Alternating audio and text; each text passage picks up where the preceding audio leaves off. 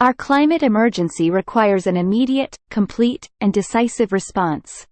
There is an undeniable connection between human health and the health of the planet. At its origin, the word crisis in Greek meant a turning point in a disease, in which the patient either heals or perishes. Today, we are facing a climate and biodiversity crisis that demands an emergency response. If there's anything the last 2+ years dealing with a global pandemic have taught us, it is that incremental measures and partial actions are wholly insufficient to deal with the scale of the challenge that the world faces. Be it COVID-19 or climate change, the need for behavior transformation is only matched by the need for an immediate and economy-wide movement to dramatically reduce greenhouse gas emissions and protect the most vulnerable communities and ecosystems across the world. It should be obvious to state, but climate change is a fact of our everyday life, already affecting humans in some stunning and undeniable ways: flooding, forest fires, drought, famine, heat waves, and more intense and longer storm seasons, just to name a few. But the fight is not lost. While this is intimidating and the challenges we must overcome are numerous, the opportunities for us to overcome them are still within reach.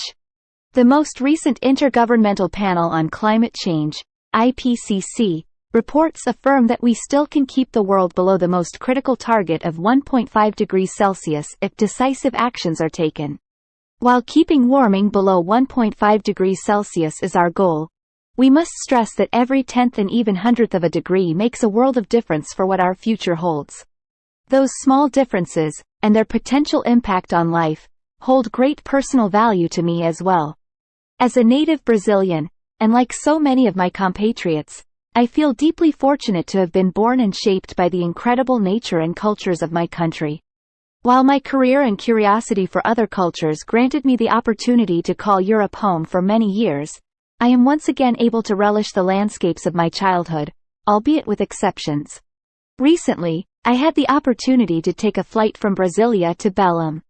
It had been over 20 years since I had last flown that route. Years prior, the flight offered a bird's-eye view of pristine Cerrado and then rainforest, a carpet of green cut only by the Tocantins and Amazon rivers and their tributaries. However, just 2 decades later, huge blocks of right-angled brown and pale green agricultural and cattle ranching squares cut up the once unified green, a cubist painting of unnatural sharp-edged forms. To say the sight was disheartening would be an understatement. I was truly overwhelmed with a sense of dread. I am proud that my country can help to feed the world, but there are certainly less destructive ways to achieve that objective. Healing the planet isn't a solitary mission. Everyone from concerned citizens to billionaires to government officials are rolling up their sleeves. That trip helped me clearly appreciate the magnitude and complexity of the challenge in front of us. As a leader of the environmental space, it is imperative that we create a roadmap for the implementation of climate goals, with ambitious steps along the way to deliver the kind of foundational investments and activities necessary to create scalable change. My vision to help deliver this future requires accelerating the renewable energy transition through policy, market, and regulatory solutions with a particular focus on facilitating the rapid siting of solar and wind energy in ways that benefit communities and advance conservation goals. Designing and implementing natural climate solutions to mitigate greenhouse gas emissions through conservation, improved management, and restoration of critical ecosystems around the globe. Achieving effective and just adaptation outcomes through nature-based solutions that help communities adapt to the impacts of a changing climate and build their resilience. These strategies leverage science, policy, and finance to provide solutions that can help people and nature thrive right now. We no longer need to choose between abundant energy and a cleaner environment. A renewable energy revolution is happening across the globe. Together, we can and will create a new future in which both nature and humanity thrive. What does this future look like? A world where communities are powered by clean, efficient energy that provides strong job opportunities. People who've suffered from the harmful effects of pollution are breathing clean air, drinking clean water, and living free of environmental toxins. Verdant forests are providing oxygen, habitat, fresh water, and wonder. Farmers, ranchers, and foresters are growing more food and timber in ways that make soils healthier, food more nutritious, water cleaner, and the climate more stable.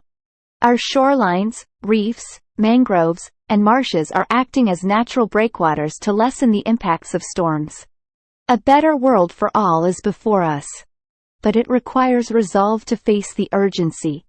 Innovation, investments, and entrepreneurship to create the unfathomed. Right policies and courage to let go of the past and embrace the new.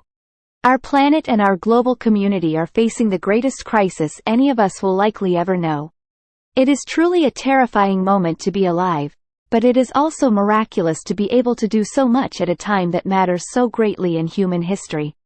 This is the call of our times.